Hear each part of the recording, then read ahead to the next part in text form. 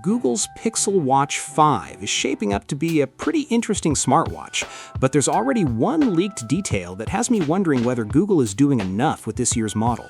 The Pixel Watch 5 is expected to arrive next month, and while we already have a pretty good idea of what the watch will look like thanks to leaked renders, some new information from the Google Play console has now given us a look at what's going on underneath. And unfortunately, that's where things get a little interesting. According to the listing, the Pixel Watch 5, which is apparently codenamed Godric, is using a Qualcomm chipset identified as SW5100. Now, that doesn't explicitly say Snapdragon W5 Gen 2, but the SW5100 identifier has previously been associated with Qualcomm's Snapdragon W5 platform. That's the same general platform used in Google's previous Pixel watches, including the Pixel Watch 4, so there's a possibility that Google could be sticking with very similar hardware for another generation. If that's actually what happens, the Pixel Watch 5 could already be starting this generation at a disadvantage. That's because Qualcomm has since introduced its newer Snapdragon Wear Elite platform, which is making its commercial debut in Samsung's Galaxy Watch 9 and Galaxy Watch Ultra 2. The new chip is designed to deliver improvements in both performance and power efficiency, meaning Samsung already have the advantage in both areas. Of course, there's still a chance that Google has something else going on here.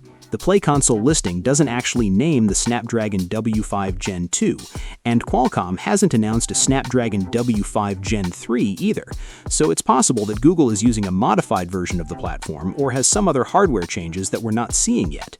But for now, this is definitely one of the more questionable parts of the Pixel Watch 5. In other areas, the Pixel Watch 5 is getting 3 GB of RAM, which is actually more than the 2 GB found in both the Galaxy Watch 9 and Galaxy Watch Ultra 2.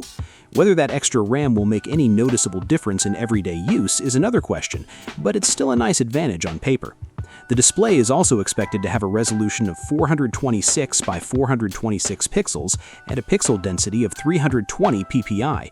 That's apparently unchanged from the Pixel Watch 4, although Samsung's Galaxy Watch 9 has a slightly higher 327 ppi density. Beyond that, we're still waiting on a lot of the details.